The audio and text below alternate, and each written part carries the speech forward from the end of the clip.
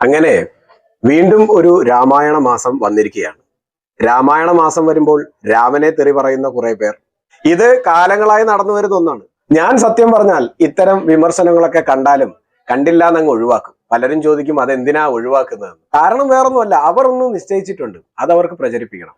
നമ്മൾ ഇനി അവരെ എന്തെങ്കിലും പറഞ്ഞ് തിരുത്താനോ അവരെ കുറെ ചീത്ത വിളിക്കാനോ ഒന്നും പോയിട്ട് കാര്യമൊന്നുമില്ല. അവരുടെ മനസ്സിൽ എന്താണോ അത് അവർ പറഞ്ഞുകൊണ്ടേയിരിക്കും.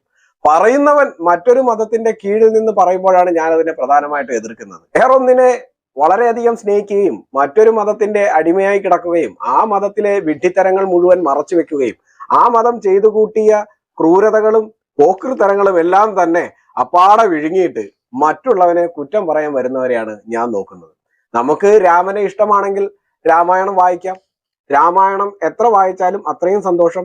രാമായണം പണ്ട് വായിക്കാൻ തുടങ്ങിയ കാലത്ത് ഹിന്ദുത്വ അജണ്ടയാണെന്നും ഇവിടത്തെ ദളിതർ പണ്ടൊന്നും രാമായണം വായിച്ചിട്ടില്ല എന്നും അതുകൊണ്ട് ഇനി അവർ രാമായണം വായിക്കാനേ പാടില്ല എന്നും പറയുന്ന ആൾക്കാർ ഇതേ ദളിതരോട് ഭാവിയിൽ ബൈബിൾ വായിക്കണമെന്നും അല്ലെങ്കിൽ അംബേദ്കർ പറഞ്ഞിട്ടുണ്ട് അത്രേ, ഹിന്ദു മതത്തിൽ നിന്നും പുറത്തു വന്നാൽ മാത്രമേ നിങ്ങൾക്ക് സ്വാതന്ത്ര്യം ലഭിക്കുള്ളൂ എന്നും മറ്റൊരു മതത്തിലേക്ക് മാറണമെന്നും. പക്ഷെ ഒരിക്കലും അവർ ബുദ്ധമതം സ്വീകരിക്കാൻ ഈ പറയുന്ന അംബേദ്കറൈറ്റുകൾ ആരും പറഞ്ഞ് ഞാൻ കണ്ടിട്ടുമില്ല. ഇവരെപ്പോഴും പ്രോത്സാഹിപ്പിക്കുന്നത് ക്രിസ്തു മതത്തിലേക്ക് പോവുക എന്നത് മാത്രമാണ്. നമ്മളെ ചൊറിഞ്ഞു വരുന്നവന്റെ ഐഡന്റിറ്റിയാണ് ഞാൻ എപ്പോഴും നോക്കുന്നത്. സമൂഹത്തിൽ ഇത്രയധികം വെറുപ്പ് പുറന്തള്ളുന്ന 3 വിഭാഗങ്ങൾ വേറെയില്ല. നമ്മൾ എപ്പോഴും പറയുന്നത് നമ്മുടെ ഭാരതം നാനാത്വത്തിൽ ഏകത്വം എന്ന ആശയത്തിൽ നിൽക്കണമെന്നും നമ്മൾ ഹിന്ദു, മുസ്ലിം, ക്രിസ്ത്യൻ, ജൈന, ബുദ്ധ തുടങ്ങിയിട്ടുള്ള സകല മതക്കാരും ഒന്നിച്ചു നിൽക്കണമെന്നും അങ്ങനെ മതസൗഹാർദ്ദപരമായിട്ടുള്ള ഒരു നാട്ടിൽ മതേതരത്വം പൂത്തുലയുമെന്നും അങ്ങനെ പൂത്തുലയുന്നതിലൂടെ സംഘപരിവാർ രാഷ്ട്രീയത്തെ പുറത്താക്കാം എന്നുമാണ് ഇവർ പറയുന്നത്. ഈ പറയുന്ന ഇതേ ആൾക്കാർ തന്നെ പെന്തക്കോസ്തിലുള്ള പലരും, ഈ അടുത്ത് തന്നെ ഒരു പാസ്റ്റർ പറഞ്ഞു കേട്ടില്ലേ, ഭദ്രകാളി വീട്ടിൽ ആൾക്കാരെ തമ്മിൽ തല്ലിക്കുന്ന ഒരു ദേവിയാണെന്നാണ് പുള്ളി പറയുന്നത്. അപ്പോൾ അങ്ങനെയൊക്കെ തെമ്മാടിത്തരം പറയുന്നവന്റെ ചെകിട് നോക്കി കൊടുക്കാനോ അല്ലെങ്കിൽ അങ്ങനെയൊക്കെ പറയുന്നവനെ വിമർശിക്കാനോ അവരുടെ കൂട്ടത്തിലുള്ള ആൾക്കാർ തയ്യാറല്ലാതെ വരുമ്പോൾ തിരികെ നമ്മളും വിമർശിക്കും. ഇവിടെ ഈ സമൂഹത്തിൽ ഏറ്റവും വെറുപ്പ് പുറന്തള്ളുന്ന വിഭാഗങ്ങളുടെ പേരുകളാണ് ഞാൻ അതിൽ കൊടുത്തിരുന്നത്. അതിൽ ഒന്നാമത്തെ സാധനം പെന്തക്കോസ്ത് തന്നെയാണ്. ഇവരെപ്പോഴും അന്യമത വെറുപ്പ് അല്ലെങ്കിൽ സ്വന്തം മതം പൊന്നും കട്ട ബാക്കിയുള്ളതെല്ലാം മറ്റേ കട്ട എന്നുള്ള രീതിയിലാണ് ഇവരുടെ പെരുമാറ്റം. എനിക്ക് അത് മാത്രം ഉൾക്കൊള്ളാൻ കഴിയില്ല. അവരാരെയാണ് സ്നേഹിക്കുന്നത്? അവർ ഏത് ദൈവത്തിലാണ് വിശ്വസിക്കുന്നത്? ആ ദൈവത്തിന്റെ അനുയായികൾ പിന്നീട് ആ മതം ഈ ലോകത്ത് കാണിച്ചു കൂട്ടിയിട്ടുള്ള ക്രൂരതകൾ, കുടിലതകൾ എന്തെല്ലാമാണ് എന്നുള്ളത് ലോകത്തിന് മുഴുവൻ അറിയാമെങ്കിലും ഇവർ പറയുന്നത് അവരൊഴികെ ബാക്കിയുള്ളവരെല്ലാം മോശം എന്നുള്ള രീതിയിലാണ്. അതും അംഗീകരിക്കാൻ കഴിയില്ല. അതുപോലെ തന്നെ ജമാഅത്തെ ഇസ്ലാമി പോലുള്ള സംഘടനകൾ പൊതുവെ ഇവരുടെയൊക്കെ ഒരു ധാരണ അവരത് മാത്രം നല്ലതാണ്, ബാക്കിയുള്ളതെല്ലാം മോശമാണ്. അവരതിൽ വിശ്വസിച്ചാൽ മാത്രമേ സ്വർഗത്തിൽ പോകാൻ കഴിയുള്ളൂ. മറ്റേതിൽ വിശ്വസിച്ചാലും, അത് ആരിഫ് ഹുസൈൻ ഇടയ്ക്ക് പറയുന്നത് പോലെ സ്വന്തം ഉമ്മയെ വ്യഭിചരിച്ചാലും അതിനെ കൊന്നാലും കുഴപ്പമില്ല, അതുപോലും ക്ഷമിക്കാൻ അള്ളാഹു തയ്യാറാണ്. പക്ഷേ ഷിർക്ക്, അതായത് മറ്റൊരു ദൈവത്തെ ആരാധിക്കുക എന്നത് സഹിക്കാൻ പറ്റാത്ത തെറ്റുമാണെന്നാണ്. എന്തോ നമ്മുടെ ദൈവങ്ങളുടെ ചരിത്രങ്ങളിലും ചരിത്ര കഥകളിലും വചനങ്ങളിലും ഒന്നും തന്നെ അന്യമതങ്ങളോടുള്ള വെറുപ്പുണ്ടാക്കാൻ സാധ്യതയില്ല. കാരണം എന്താ വെച്ചാൽ നമ്മുടെ ദൈവങ്ങളെ നമ്മൾ അറിയുകയും ആരാധിക്കുകയും പ്രാർത്ഥിക്കുകയും ചെയ്യുന്ന കാലത്തൊന്നും തന്നെ ഈ ഏക ദൈവങ്ങളിൽ ബന്ധപ്പെട്ട മതങ്ങൾ ഇല്ലായിരുന്നു എന്നതാണ് സത്യം. അതുകൊണ്ട് തന്നെ അങ്ങനെ ഒരു വെറുപ്പില്ല. പിന്നെ ഉള്ളതാണ് ഇവരെപ്പോഴും പറയാറുള്ള ജാതീയമായിട്ടുള്ള വേർതിരിവ്. ഹിന്ദു മതത്തിൽ ഇനി മനുസ്മൃതി എഴുതി, വേദങ്ങൾ എഴുതി, അതുകൊണ്ടാണ് ഹിന്ദുക്കളിൽ ഇത്രയും ജാതി ഉണ്ടായതെന്ന് പറയുമ്പോൾ ക്രിസ്തു മതത്തിലും ഇസ്ലാം മതത്തിലും ഇക്കണ്ട ജാതികൾ മുഴുവൻ ഉണ്ടായത് ഏത് മനുസ്മൃതിയുടെ അടിസ്ഥാനത്തിലാണ് അല്ലെങ്കിൽ ഏത് വേദങ്ങളുടെ അടിസ്ഥാനത്തിലാണ്? അവര് പറയുന്ന അവരേല് ഒരു ഗ്രന്ഥത്തിലും ജാതി എഴുതിയിട്ടില്ല, ശരി.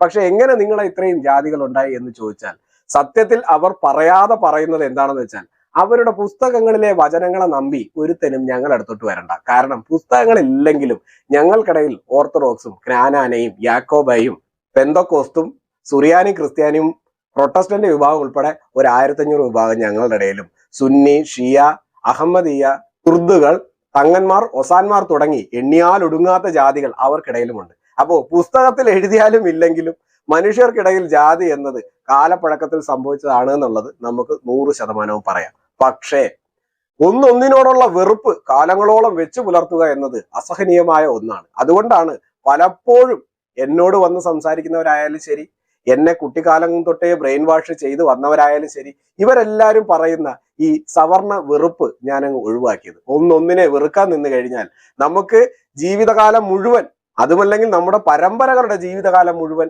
സമൂഹത്തിൽ എല്ലാരെയും വെറുത്ത് ജീവിക്കാൻ വേണ്ടി മാത്രം നമ്മൾ പഠിപ്പിക്കേണ്ടി വരും.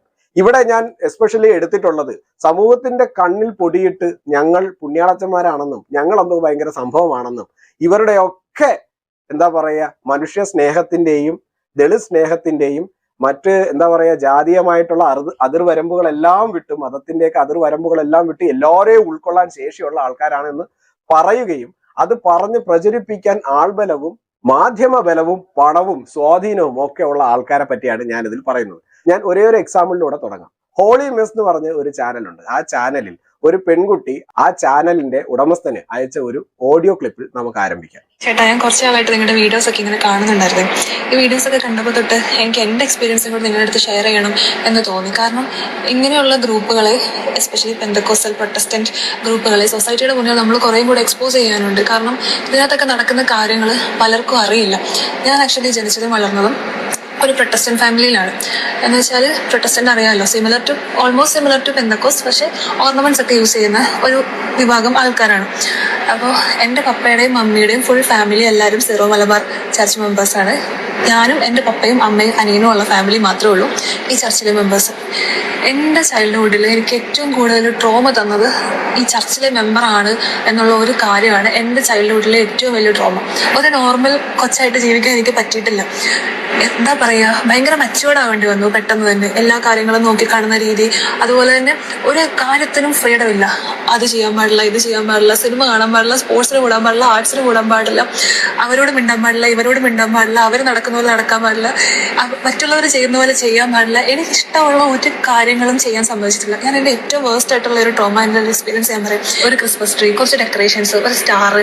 ഇവൻ ഞാൻ ഈ പറയുമ്പോൾ ചേട്ടനത് ഭയങ്കര സില്ലി ആയിട്ട് തോന്നും. പക്ഷെ എൻ്റെ കുഞ്ഞില് ആ ഒരു പ്രായത്തിന് എനിക്കതൊക്കെ ഭയങ്കര വലിയ കാര്യങ്ങളായിരുന്നു. അപ്പോൾ ഞാൻ എൻ്റെ പപ്പയോടൊക്കെ പറഞ്ഞിട്ടുണ്ട്, ഇങ്ങനെ നമുക്ക് ചെയ്താലെന്ന്. അപ്പം എന്നോട് അത് ജാതികൾ ചെയ്യുന്ന കാര്യമാണ്, അത് നമുക്ക് ചെയ്യാൻ പറ്റില്ല എന്ന് പറയും. അതുപോലെ തന്നെ ക്രിസ്മസ് കരോള് വരുന്ന സമയമാകുമ്പോഴത്തേനും ബാക്കി എല്ലാ വീടുകളിലും ഫുൾ ഡെക്കറേഷൻസ് ഒക്കെ ആയിട്ട് കരോളിനെ വെൽക്കം ചെയ്യാൻ വേണ്ടി നിൽക്കുമ്പോൾ എൻ്റെ വീട്ടിൽ മാത്രം ഫുൾ ലൈറ്റ്സ് ഓഫ് ചെയ്തിട്ട് എല്ലാവരും വീടിനകത്ത് കയറി വാതിലടച്ചിട്ടിരിക്കും. ഒരു തരത്തിലുള്ള ആഘോഷങ്ങളും ഇല്ല.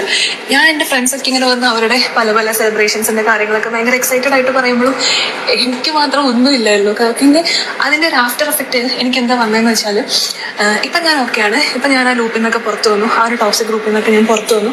പക്ഷെ ഭയങ്കര ഇൻട്രോവേർട്ടായിട്ട് ഞാൻ മാറി. ഈവൻ ഒരു രണ്ടാൾക്കാർ എൻ്റെ മുന്നിൽ വന്ന് നിന്നാൽ എനിക്ക് അവരോട് സംസാരിക്കാനുള്ള കറേജ് ഇല്ല.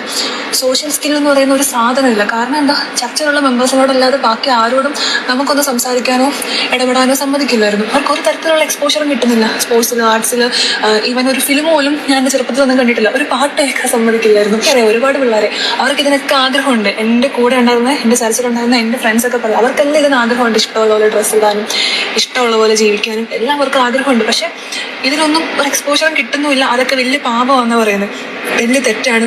ജാതികളുമായിട്ട് എന്താ അവിശ്വാസികളുമായിട്ട് ഇണയില്ലാപ്പട കൂടരുത്, അവർ ചെയ്യുന്ന പോലെ നടക്കരുത്, ഇരുട്ട് നടക്കരുത്, വലിയ തെറ്റാണെന്നൊക്കെ പറയുന്നത്. മതത്തിനുള്ളിലെ വിശ്വാസങ്ങളിൽ പോലും ഇത്രയും വെറുപ്പ്, സ്വന്തം മതത്തിലെ മറ്റ് ജാതികളോട് വരെ ഇത്രയും വെറുപ്പ്. 2026 ഇതൊക്കെ നടക്കുന്നത് എന്ന് ഓർക്കണം. ഇതിനെ സാമാന്യവൽക്കരിക്കാമോ എന്ന് ചിലരൊക്കെ ചോദിച്ചു കഴിഞ്ഞാൽ, ഹിന്ദു മതത്തിലെ വക്കിലും മൂലയിലും നടക്കുന്ന കാര്യങ്ങളെ വരെ സാമാന്യവത്കരിച്ചുകൊണ്ട് എല്ലാവരെയും മുന്നിലും ഒരേപോലെ അവതരിപ്പിക്കാൻ മടിയില്ലാത്ത ഒരു കൂട്ടരെ പറ്റി ഈ ലാസ്റ്റിൽ ഞാൻ പറഞ്ഞുതരാം. അപ്പോൾ ഇങ്ങനെ അന്യമത വെറുപ്പ് എത്രത്തോളം ഉണ്ട് എന്ന് ചോദിച്ചു കഴിഞ്ഞാൽ നിങ്ങൾക്ക് ഇവിടെ മനസ്സിലാകില്ല. പക്ഷെ തമിഴ്നാട്ടിൽ ഇത് വളരെ വലിയ രീതിയിൽ നടന്നുകൊണ്ടിരിക്കുന്നു. ദിണ്ടുക്കൽ സിരുനായ്ക്കർപട്ടി എന്ന് പറയുന്ന ഒരു ഗ്രാമത്തിൽ അവിടെ ഹിന്ദുക്കൾ ന്യൂനപക്ഷമാവുകയും കൺവെർട്ടഡ് ആയിട്ടുള്ള ക്രിസ്ത്യാനികൾ ഭൂരിപക്ഷമാവുകയും ചെയ്തു. തുടർന്ന് അവിടെയുള്ള ഒരു അമ്പലത്തിൽ ഹിന്ദുക്കളുടെ തങ്ങളുടെ വഴിപാടായിട്ട് അല്ലെങ്കിൽ അവിടെ ഒരു വിളക്ക് കത്തിക്കാൻ പോലും പിന്നീട് അവർ ഇതുവരെ സമ്മതിച്ചിട്ടില്ല. എന്തായാലും കോടതിയിൽ പോയി അതിന് വേണ്ടുന്ന ഉത്തരവ് വാങ്ങിക്കൊണ്ട് വന്ന് വീണ്ടും അവരവിടെ വിളക്ക് കത്തിക്കാൻ ഇറങ്ങി പുറപ്പെട്ടപ്പോൾ അവിടെയുള്ള ക്രിസ്ത്യാനികൾ ഹിന്ദുക്കളെ തടയുകയും പെട്രോൾ ഒഴിച്ച് കൊല്ലാൻ ശ്രമിക്കുകയും ചെയ്ത സംഭവം ഈ അടുത്താണ്, ഏതാനും ദിവസങ്ങൾക്ക് മുൻപാണ് ഉണ്ടായത്. ഇതാണ് അന്യമതങ്ങളോടുള്ള വെറുപ്പ് എന്ന് പറയുന്നത്. തമിഴ്നാട്ടിൽ ഈ ഒരു ഗ്രാമത്തിൽ മാത്രമല്ല, ദിണ്ടുക്കലിൽ പെരുമാൾ കോവിൽപ്പെട്ടി, പഞ്ചവാൻപെട്ടി തുടങ്ങിയ ഗ്രാമങ്ങളിലെല്ലാം തന്നെ ഇത്തരത്തിൽ ഹിന്ദുക്കൾക്ക് അവരുടെ അമ്പലത്തിൽ പോകാൻ പോലും സമ്മതിക്കാത്ത രീതിയിൽ അന്യമതങ്ങളോട് 100% വെറുപ്പ് വെച്ച് പുലർത്തുന്നു. ഇത് ഇന്നും ഇന്നലെയും തുടങ്ങിയൊന്നുമല്ല.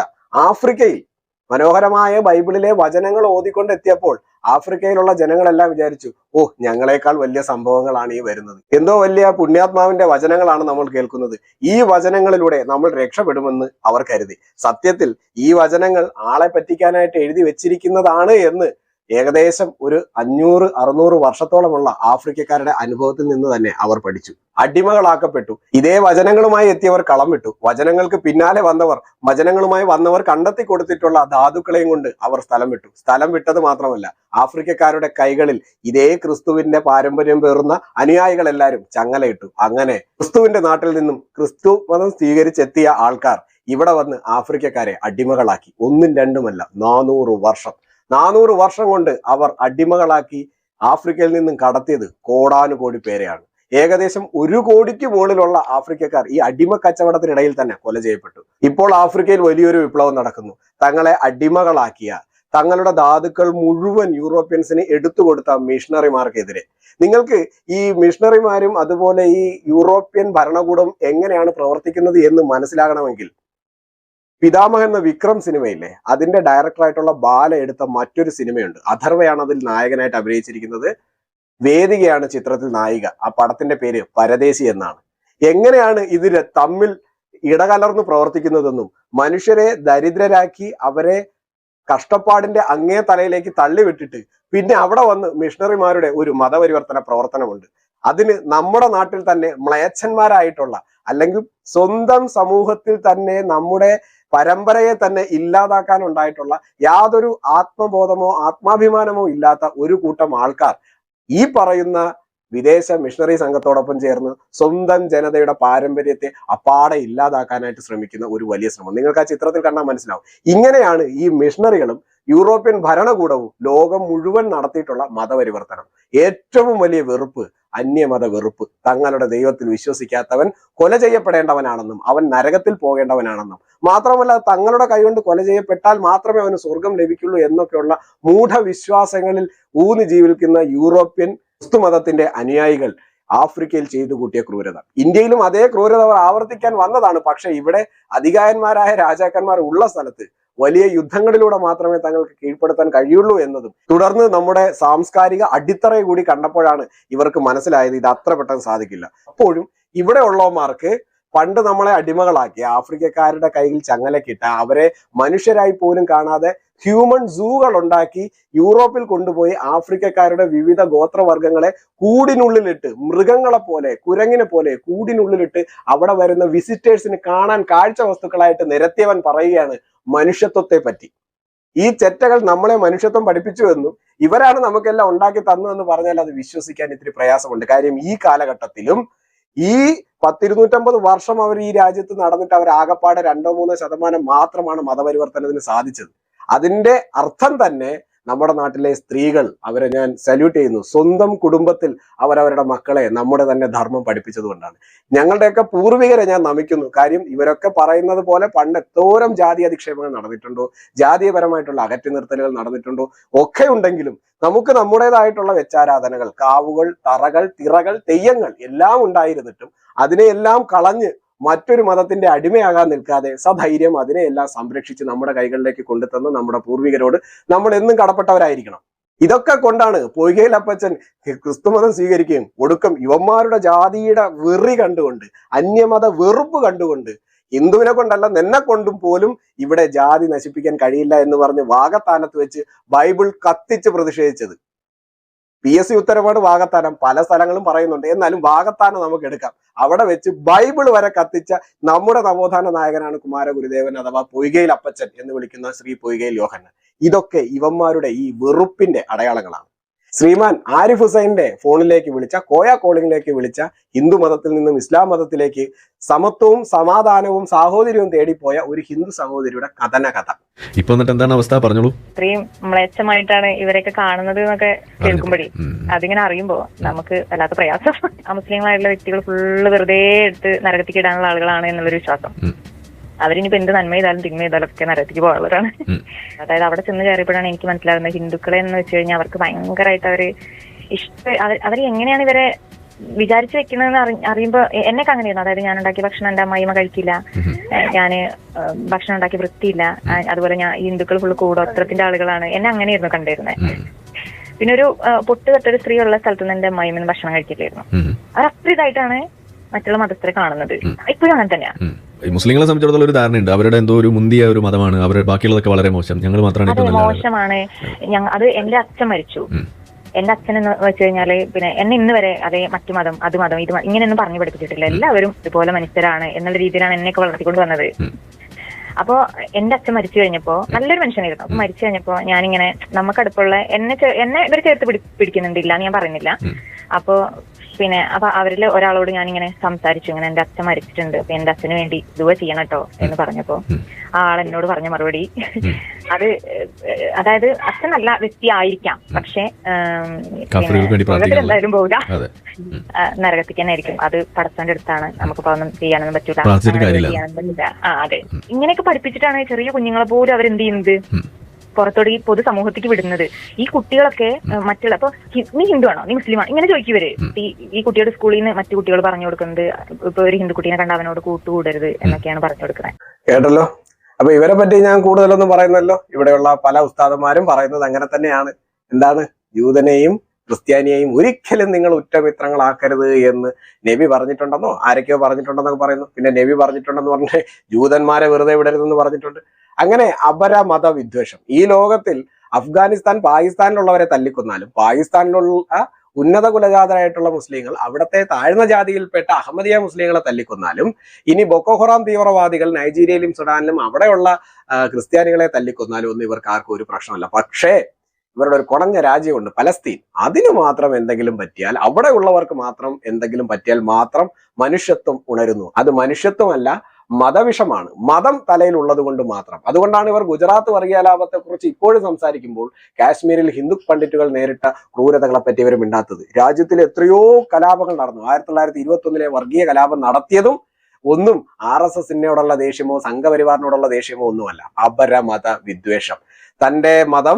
തന്റെ മതത്തിൽ തന്റെ ദൈവത്തെ ആരാധിക്കാത്തവരെല്ലാം തന്നെ തെറ്റുകാരാണെന്നും അവരെല്ലാം നരകത്തിൽ പോകേണ്ടതാണ് എന്നും ഒക്കെ വിശ്വസിക്കുന്ന ഇത്തരം വെറുപ്പുകൾ സമൂഹത്തിൽ ഇന്നും വെച്ച് പുലർത്തുന്നവരെ നമ്മൾ തിരിച്ചറിയണം. അപ്പോൾ ഇതിനെക്കുറിച്ച് കൂടുതൽ കാര്യങ്ങൾ എല്ലാവർക്കും അറിയുന്നതുകൊണ്ട്, പക്ഷെ മറ്റേത് അങ്ങനെയല്ല. അവർ വളരെ സൈലന്റ് ആയിട്ട് സമൂഹത്തിൽ വിഷം സ്പ്രെഡ് ചെയ്യുന്നതുകൊണ്ടാണ് അവരുടെ കാര്യം ഞാൻ ആദ്യം പറഞ്ഞത്. ഇനി ഈ രണ്ടു കൂട്ടരെയും പൊതിഞ്ഞു പിടിച്ചുകൊണ്ട് കുറച്ച് ആൾക്കാർ നമ്മുടെ സമൂഹത്തിലുണ്ട്. അതാണ് അംബേദ്കറൈറ്റുകൾ.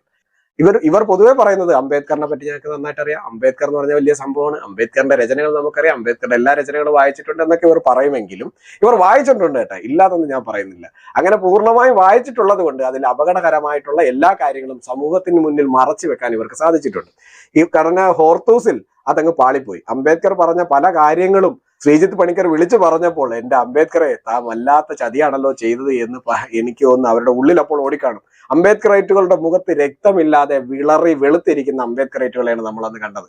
ഇവർ അംബേദ്കർ പറഞ്ഞിട്ടുണ്ട് ഹിന്ദുമതം ഉപേക്ഷിക്കണമെന്ന് പറഞ്ഞിട്ടുണ്ട്, പകരം അംബേദ്കർ സ്വീകരിച്ചത് ബുദ്ധമതമാണ്, അതും ഇന്ത്യയിലുണ്ടായ മതം എന്നത് വലിയൊരു ക്രെഡിറ്റ് ആയിട്ട് അംബേദ്കർ പറയുന്നുണ്ട്. പിന്നെ അതിൽ ജാതി ഇല്ലാന്നും അവർ സയന്റിഫിക്കലി കുറച്ചുകൂടെയൊക്കെ ഫോർവേഡ് ആണ് എന്നും കൂടി അംബേദ്കർ അതിൽ കൂട്ടിച്ചേർക്കുന്നുണ്ട്. പക്ഷെ ഒരിക്കലും അംബേദ്കർ മറ്റു രണ്ട് മതങ്ങളെയും ചൂസ് ചെയ്തിരുന്നില്ല. കാരണം ഉപേക്ഷിച്ച് മറ്റൊരു മതം സ്വീകരിക്കുന്നത് അയ്യങ്കാളിയുടെ കാഴ്ചപ്പാടിൽ പറയുകയാണെങ്കിൽ മറ്റൊരു മതത്തിന്റെ അടിമയായി തീരുക എന്നതാണ്. അങ്ങനെ തീരാനല്ല എൻ്റെ ജനതയെ ഞാൻ മുന്നോട്ട് നയിക്കുന്നത് എന്ന ഉത്തമ ബോധ്യമുള്ള ആൾക്കാരാണ് അവരൊക്കെ.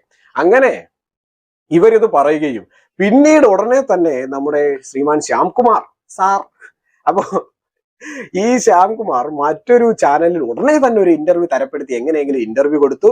ഇന്റർവ്യൂവിൽ അദ്ദേഹത്തിന്റെ ഇന്റർവ്യൂവിന്റെ ടൈറ്റിൽ തന്നെ അംബേദ്കർ ഇസ്ലാം വിരുദ്ധനോ എന്നൊരു ചോദ്യചിഹ്നമൊക്കെ ഇട്ട്, എന്നിട്ട് മുസ്ലിം സ്ത്രീകൾ പർദ്ദ ഇടാനുള്ള കാരണം തന്നെ ബ്രാഹ്മണ്യമാണെന്നൊക്കെ പറഞ്ഞൊന്നും പറയേണ്ട ഒരു 1.25 മണിക്കൂർ മെഴുകൽ. ആ മെഴുകൽ എന്ന് പറഞ്ഞാൽ നല്ലവണ്ണം പച്ച ചാണകം കുഴച്ചുള്ള മെഴുകലായിരുന്നു അത് എന്നുള്ളത് ഒറ്റ നോട്ടത്തിൽ തന്നെ നമുക്ക് മനസ്സിലാവും. ഇതാണ് വെറുപ്പിന്റെ അപ്പോസ്തലന്മാർ എന്ന് നമ്മൾ പറയുന്നത്.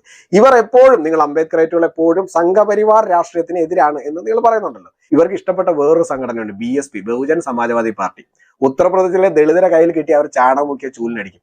ദളിതരെ സംരക്ഷിക്കാനായിട്ട് വന്നവ സകല ഊളകളും കോടാനുകോടി രൂപ സമ്പാദിച്ച് വലിയ വലിയ മാളികകൾ കെട്ടി അന്തസ്സായിട്ട് ജീവിക്കുന്നു. പക്ഷെ ദളിതൻ ഇന്നും ദാരിദ്ര്യത്തിൽ. കഴിഞ്ഞ 65 വർഷം ഈ രാജ്യം ഭരിച്ചവർ ദളിതരെ ഇന്ന് കാണുന്ന രീതിയിൽ തന്നെ തഴഞ്ഞ് കുടിലുകളിലും 1.5 സെന്റ് മണ്ണ് പോലും ഇല്ലാതെ ദരിദ്രാവസ്ഥയിൽ കൊണ്ടിട്ടിട്ടും നമ്മുടെ നാട്ടിലെ അംബേദ്കറൈറ്റുകൾക്ക് ആ രാഷ്ട്രീയത്തിനെ ഒന്നും ചോദ്യം ചെയ്യാനുള്ള ധൈര്യമേ ഇല്ല. പകരം ഇവർ സമൂഹത്തിൽ ചെയ്യുന്നത്, ഇവർ എപ്പോഴും പറയുന്നത് BJP അല്ലെങ്കിൽ സംഘപരിവാർ രാഷ്ട്രീയം എന്ന് പറയുന്നത് ദളിതർക്കെതിരാണ്. പിന്നെ ഇവരുടെ ഏറ്റവും വലിയ വിഷമം ഇവിടെ ഹിന്ദുക്കളെയും മുസ്ലിങ്ങളെയും തമ്മിലടിപ്പിക്കുന്ന മതസ്പർദ്ധ വളർത്തുന്നു സംഘപരിവാർ. അപ്പോൾ ഹിന്ദുക്കളും മുസ്ലിങ്ങളും ഒന്നിച്ച് നിൽക്കണം. ക്രിസ്ത്യാനികൾ ഉത്തരേന്ത്യയിൽ സംഘപരിവാരത്തിന്റെ കയ്യിൽ നിന്ന് തല്ലുവാങ്ങുന്നുണ്ട്. കണ്ടവന്റെ വീട്ടിൽ ചെന്ന് കയറി നീ പാപിയാണെന്നും ശ്രീകൃഷ്ണൻ ചെകുത്താനാണെന്നൊക്കെ പറഞ്ഞാൽ അവന്മാർ കൂമ്പ് നോക്കി താങ്ങിത്തരും. എന്നിട്ട് നമ്മളടുത്ത് വന്നിട്ട് സംഘപരിവാരം തല്ലിയേട്ടാ എന്ന് പറയണോണ്ട് ഒരു കാര്യമില്ല. നിന്റെ മതം കൊള്ളാമെങ്കിൽ നീ അതും പിടിച്ച് വീട്ടിലിരിക്കുക. ഞങ്ങളുടെ വീട്ടിലോട്ട് വന്നു കയറിയാൽ തല്ലുകൊള്ളും. അത് അങ്ങോട്ട് പറഞ്ഞേ ഉള്ളൂ.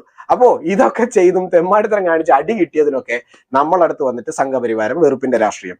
അപ്പോൾ ഇവരുടെ ആവശ്യം എന്താണ്? ഹിന്ദു, മുസ്ലിം, ക്രിസ്ത്യൻ, ജൈനൻ, ബുദ്ധൻ എല്ലാവരും ഒന്നിച്ച് ഒറ്റക്കെട്ടായി ഒരു കുടക്കീഴിൽ നിൽക്കണം. ഈ പറയുന്ന ആൾക്കാർ ഒരു തരത്തിലും ഹിന്ദുക്കൾക്കിടയിലുള്ള ജാതികൾ മറന്ന് എല്ലാവരും ഒന്നിച്ച് നിൽക്കണോ താല്പര്യമില്ല. ഞാൻ ഒരൊറ്റ ഉദാഹരണം എടുത്തു തരാം. ജിതിൻ കേസ്. ജിതിൻ എന്ന് പറയുന്ന കുട്ടി, അയാൾ റാം എന്ന് പറയുന്ന ഡോക്ടറുടെയും സംഗീത നമ്പ്യാർ എന്ന് പറയുന്ന മറ്റൊരു ഡോക്ടറുടെയും നിരന്തരമായിട്ടുള്ള മാനസിക പീഡനത്തിൽ മനം നൊന്ത് ബിൽഡിങ്ങിന്റെ മുകളിൽ നിന്ന് താഴേക്ക് ചാടി ആത്മഹത്യ ചെയ്തു. എനിക്ക് ആ ആത്മഹത്യ ചെയ്ത പ്രക്രിയയോട് അങ്ങേയറ്റം അമർഷമുണ്ട്. നിതിനോട് അങ്ങേയറ്റം സഹതാപമുണ്ട്. അവന് നീതി കിട്ടേണ്ടത് കാലത്തിന്റെ ആവശ്യം കൂടിയാണ്.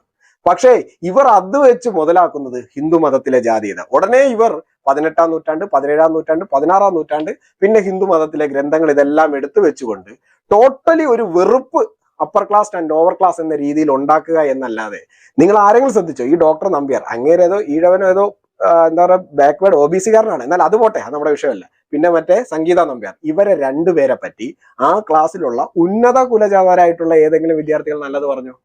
എല്ലാ വിദ്യാർത്ഥികളും സധൈര്യം, നിങ്ങൾ ഈ പറയുന്ന ഉന്നത കുലജാതരായിട്ടുള്ള വിദ്യാർത്ഥികൾ പോലും നിതിൻ രാജിനൊപ്പമാണ് നിന്നത്, അല്ലെ? നിതിനൊപ്പമാണ് ആ കുട്ടികളെല്ലാം നിന്നത്. അവരെല്ലാരും പറഞ്ഞു ഇയാൾ ശരിയല്ല, ഇയാളൊരു മോശപ്പെട്ട അധ്യാപകനാണ്, ഇയാൾ പല സമയത്തും വളരെ മോശമായിട്ടാണ് വിദ്യാർത്ഥികളോട് പെരുമാറാനുള്ളത്. മെലിഞ്ഞിരിക്കുന്നവനെ അത് പറഞ്ഞ് കളിയാക്കും, തടിച്ചിരിക്കുന്നവനെ അത് പറഞ്ഞ് കളിയാക്കും, ജാതിയിലുള്ളവനെ അത് പറഞ്ഞ് കളിയാക്കും. അങ്ങനെ വളരെ മൃഗീയമായിട്ട് കുട്ടികളെടുത്ത് സാഡിസ്റ്റ് സ്വഭാവത്തോടു കൂടി പെരുമാറുന്ന ഒരാളാണ് അയാൾ. ജിതിനോട് മാത്രം ജാതീയപരമായിട്ട് അധിക്ഷേപിക്കുകയും അവനെ മാത്രം കളിയാക്കുകയും ഉന്നത കുലജാതരായിട്ടുള്ള കുട്ടികൾക്ക് തങ്കത്തിൽ പൊതിഞ്ഞു കൊണ്ട് നടക്കുകയും അവർക്ക് വേണ്ടി മാത്രം ഫേവർ ചെയ്യുകയും ചെയ്താൽ മാത്രമാണത് ജാതി അധിക്ഷേപം അല്ലെങ്കിൽ ജാതി കൊലപാതകം എന്ന് പറയുന്നത്. ഇതല്ല, ഇത് അയാളുടെ സ്വഭാവമേ അങ്ങനെ തന്നെയാണ്. അത് പറഞ്ഞു കൊടുക്കുന്നതിന് പകരം ഇവർ ഇതൊരൊറ്റ സാധനം വെച്ചിട്ട് ഹിന്ദു സമൂഹം മൊത്തം ഇങ്ങനെയാണ് എന്ന് വരുത്തി തീർക്കാനുള്ള വ്യഗ്രത ചാനലുകൾ തോറും ഓടി നടന്നു. യൂട്യൂബ് ചാനലുകളിലുള്ള ദളിത് ആക്ടിവിസ്റ്റുകളെല്ലാം അങ്ങ് പൊങ്ങുകയായിരുന്നു. ഇവിടെ സമരം നടന്നതിൽ എനിക്ക് ഒരു എതിർപ്പില്ല കേട്ടോ. കാര്യം ഇവിടെ എന്തെല്ലാം ചവർ ആവശ്യങ്ങൾക്ക് സമരം നടക്കുന്നു. ഇതൊരു നല്ല കാര്യത്തിനാണ്. ഇന്ന് വരെ അവരെ അറസ്റ്റ് ചെയ്യുകയോ പിടിക്കുകയോ ചെയ്തിട്ടില്ല എന്നാണ് തോന്നുന്നത്. അതിനുവേണ്ടി നമ്മൾ സമരം ചെയ്യേണ്ടിയിരിക്കുന്നു. ഇത്രയും കാലമായി 100 ദിവസങ്ങൾ പിന്നിട്ടിരിക്കുന്നു. നമ്മുടെ ദളിത് ആക്ടിവിസ്റ്റുകൾ ഉറക്കത്തിലാണോ എന്നറിയില്ല. ഇപ്പോഴും പലരും മിണ്ടാട്ടമില്ല, കേസിന്റെ വേണ്ട നടപടികൾ എടുക്കണം. ഇതുപോലെ മറ്റൊരു ദളിതൻ സ്കൂളിൽ കുത്തേറ്റ് മരിച്ചു, കോളേജിൽ, പേര് അഭിമന്യു. അംബേദ്കറൈറ്റുകൾ സമരം ചെയ്തതായിട്ടോ ദളിത് ആക്ടിവിസ്റ്റുകൾ ചാനലുകളിൽ ഘോരഘോരം പ്രസംഗിച്ചതായിട്ടോ യൂട്യൂബ് ചാനലുകളോ ഫേസ്ബുക്ക് മീഡിയകളോ മിണ്ടിയതായിട്ടോ എനിക്ക് അറിവില്ല. അയാളുടെ ഇന്ന് വരെ കേസിന്റെ വിചാരണ തുടങ്ങുകയോ പ്രതികളെല്ലാം ജാമ്യത്തിൽ ഇറങ്ങി നടക്കുകയോ വിചാരണ നിർത്തിവെക്കണമെന്ന് പറഞ്ഞ് പ്രതികൾ കൊടുത്ത ഹർജിയോ ഒന്നും തന്നെ ഇവിടെയുള്ള ഒരു ദളിത് ആക്ടിവിസ്റ്റുകളും ചർച്ച ചെയ്യാൻ തയ്യാറായിട്ടില്ല. കാരണം പ്രതിസ്ഥാനത്ത് നിൽക്കുന്നവരുടെ മതം. അതുപോലെ മധു എന്ന ആദിവാസി യുവാവ് ആക്രമിച്ചു കൊല ചെയ്യപ്പെട്ടു. വായടച്ചു വെച്ച് പഞ്ചപുച്ഛമടക്കി ഇരുന്നു നമ്മുടെ നാട്ടിലെ ദളിത് ആക്ടിവിസ്റ്റുകളെല്ലാം. മധുവിന് നീതി ലഭിക്കണം എന്നല്ലാതെ കൊന്നവന്റെ മതം വെച്ച് ഇവരെ എന്തെങ്കിലും പൊളിറ്റിക്സ് കളിച്ചോ? മുസ്ലിങ്ങൾ മുഴുവൻ ഇങ്ങനെ ആദിവാസികളെയും ദളിതരെയും കൊല്ലാൻ നടക്കുന്നവരാണെന്ന് ഇവർ പറഞ്ഞു? ഇല്ല. അവരവിടെ സെലക്റ്റീവായി. അവരവിടെ പറഞ്ഞു അത് അവരാണ് ചെയ്തത്. ഏത് മധുവിനെ കൊന്നവർ ചെയ്തു, അതുപോലെ അഭിമന്യുവിനെ കൊന്നവർ ചെയ്തു. പക്ഷെ അവർ സാമാന്യവൽക്കരിച്ചില്ല. നല്ല കാര്യമാണ്, ഞാൻ അതിനെ അനുകൂലിക്കുന്നു. നല്ല കാര്യമാണ് അവർ ചെയ്തിരിക്കുന്നത്. പക്ഷേ ഇവിടെ റാമിന്റെയും സംഗീത നമ്പ്യാരുടെയും കേസ് വന്നപ്പോൾ ഇവരത് ഹിന്ദു മതത്തിന്റെ മൊത്തമാക്കി മാറ്റി. കെവിൻ കൊല ചെയ്യപ്പെട്ടു. എന്തുകൊണ്ട് അവർ ക്രിസ്ത്യൻ സമൂഹം മുഴുവൻ ഇങ്ങനെ ജാതിപരമായിട്ട് നിൽക്കുന്നു എന്ന് പറഞ്ഞില്ല? അവിടെയും അവർ മൗനം പാലിച്ചു. കെവിന് നീതി കിട്ടണമെന്ന് പറഞ്ഞു, അല്ലാതെ ക്രിസ്ത്യൻ സമുദായം മുഴുവനും ജാതി പറഞ്ഞ് വേർതിരിക്കുന്നവരാണെന്ന് പറഞ്ഞില്ല. ഇങ്ങനെ പമ്മേണ്ടടുത്ത് പമ്മുകയും വാ തുറക്കേണ്ടടുത്ത് മിണ്ടാതിരിക്കുകയും ചെയ്തിട്ട് വേണ്ടാത്തടത്ത് അവർ പരമാവധി ജാതി വിഷം സമൂഹത്തിലേക്ക് ഒഴുക്കിവിടും. ഇതാണ് നേരത്തെ പറഞ്ഞ രണ്ട് ഗ്രൂപ്പുകളുടെയും ഇടയിൽ കിടന്ന് കളിക്കുന്ന ഈ അംബേദ്കറൈറ്റുകൾ എന്ന് പറയുന്ന നിഗൂഢ രൂപങ്ങൾ. ഇവർ ഈ സമൂഹത്തിൽ ചെയ്തുകൊണ്ടിരിക്കുന്ന ഒരു തരം അവർണ ഫാസിസമാണ്. ഇവർ സമൂഹത്തിൽ ചെയ്യുന്ന പറഞ്ഞാൽ ജനിച്ചു വീഴുന്ന കുട്ടികളുടെ തലച്ചോറിൽ പോലും ജാതി വിഷം കുത്തിവെക്കുക എന്നതാണ്. ഇത് വേടനൊക്കെ ഇല്ലേ, പാവമാണ്. ഇതുപോലുള്ള ജാതി വിഷ ജീവികളുടെ ഇര മാത്രമാണ് വേടൻ. അയാളുടെയൊക്കെ ഒരു സ്പെസിമൻ ആയിരുന്നു ഞാൻ. അയാളെക്കാളും എത്രയോ ഭീകരനായിട്ടുള്ള ഒരു സ്പെസിമൻ ആയിരുന്നു ഞാൻ. പക്ഷേ സമൂഹത്തിൽ ദളിതൻ ആക്രമിക്കപ്പെടുമ്പോൾ ഏവനാണോ ആക്രമിച്ചവന്റെ മതവും ജാതിയും ഒക്കെ നോക്കിയിട്ട് മതി പ്രതികരണം എന്നുള്ള ഇവരുടെ ചിന്താഗതിയിൽ നിന്നാണ് ഇവർ സമൂഹത്തിൽ ഹിന്ദു മതത്തിനിടയിൽ മാത്രം വെറുപ്പ് തിരികാനായിട്ടുണ്ടായത്. സമൂഹത്തിൽ ഇത്രയധികം വെറുപ്പുണ്ടാക്കുന്ന ഇത്തരം ആൾക്കാർ എപ്പോഴും പറയുന്ന വാക്കുകളാണ് മതേതരത്വം, ജനാധിപത്യം, സംഘപരിവാരം, സംഘികൾ. ഈ വാക്കുകളൊക്കെ ഇവർ ഉപയോഗിക്കുകയും ഇവർ ആരും അറിയാതെ വളരെ സൈലന്റ് ആയിട്ട് സ്ലോ പോയിസണിങ് പോലെ സമൂഹത്തിലെ പിഞ്ചു കുഞ്ഞുങ്ങളുടെ തലച്ചോറിൽ വരെ പോലും ഇവർ ജാതി വിഷം കുത്തിവെച്ചുകൊണ്ടേയിരിക്കും. ഈ രാമായണ മാസത്തിൽ രാമനെ ഇപ്പോൾ എതിർത്തിട്ടോ രാമനെതിരെ പറഞ്ഞിട്ടൊന്നും ഒരു കാര്യമില്ല. കാരണം തമിഴ്നാട്ടിലെ കൊടികൊട്ടിയ സാമൂഹ്യ പരിഷ്കർത്താവ് തന്തൈ പെരിയാറിന്റെ പേര് പോലും EV രാമസ്വാമി എന്ന് തന്നെയാണ്. രാമൻ അങ്ങനെ നിങ്ങളുടെ ഉള്ളിലും ഈ പറയുന്നവന്റെ ഉള്ളിലും ഭാരതം മുഴുവനും രാമൻ നിറഞ്ഞു തന്നെ നിൽക്കും. രാമനെ പറ്റി എന്തെങ്കിലും പറഞ്ഞു കരുതിയോ, രാമനെ പറ്റി ഇനി ഇവർ രാമായണ മാസത്തെ പറ്റി എന്തെങ്കിലും പറഞ്ഞു കരുതിയിട്ട് ഒരു ചുക്കുമില്ല. പക്ഷേ ഇത്തരം വിഷം സമൂഹത്തിൽ ഒഴിച്ചുകൊണ്ട് ഞാൻ ആദ്യം പറഞ്ഞ 2 വിഭാഗങ്ങളെക്കാൾ കൊടിയ വിഷമായിട്ട് നമ്മുടെ സമൂഹത്തിൽ ഇത്രയധികം വെറുപ്പുണ്ടാക്കുന്ന ഒരു വിഭാഗമായിട്ട് നമ്മുടെ നാട്ടിലെ അംബേദ്കറേറ്റുകൾ മാറിയിരിക്കുന്നു. അല്ലെങ്കിൽ ചില പ്രത്യേക ഏരിയകളിൽ മാത്രം അംബേദ്കറെ പറ്റി പറയാൻ, അംബേദ്കർ എന്ന മനുഷ്യനെ ഇവർ തങ്ങളുടെ സ്വന്തം താല്പര്യങ്ങൾക്ക് വേണ്ടിയിട്ട്, തങ്ങളുടെ ആ വിഷം സമൂഹത്തിൽ കുത്തിവെക്കേണ്ട താല്പര്യങ്ങൾക്ക് വേണ്ടി മാത്രം ഉപയോഗിക്കുന്നു. വൺസ് അഗൈൻ ഐ റിപ്പീറ്റ്, ജീവിച്ചിരുന്ന കാലത്ത് ഒരു മതത്തിന്റെയും കാല് നക്കാൻ പോയിട്ടില്ലാത്ത മഹാരഥനാണ് അംബേദ്കർ. ആ മനുഷ്യന്റെ പേര് വെച്ചുകൊണ്ട്, അംബേദ്കറൈറ്റ് എന്ന പേര് വെച്ചുകൊണ്ട്, ആ മനുഷ്യൻ ഏതൊക്കെ മതങ്ങളുടെ കാലിലാണോ വീഴാൻ ആഗ്രഹിക്കാത്തത് ആ മതങ്ങളുടെ എല്ലാം കാൽച്ചുവട്ടിൽ പോയി നക്കുന്ന സ്വഭാവം നമ്മുടെ നാട്ടിലെ പല അംബേദ്കറൈറ്റുകൾക്കുമുണ്ട്. ഇത് തിരിച്ചറിഞ്ഞാൽ മാത്രമേ നമ്മുടെ കുട്ടികളെ നമുക്ക് ശരിയായ പാതയിലേക്ക് എത്തിക്കാൻ കഴിയുള്ളൂ. ജയ് ഹിന്ദ്.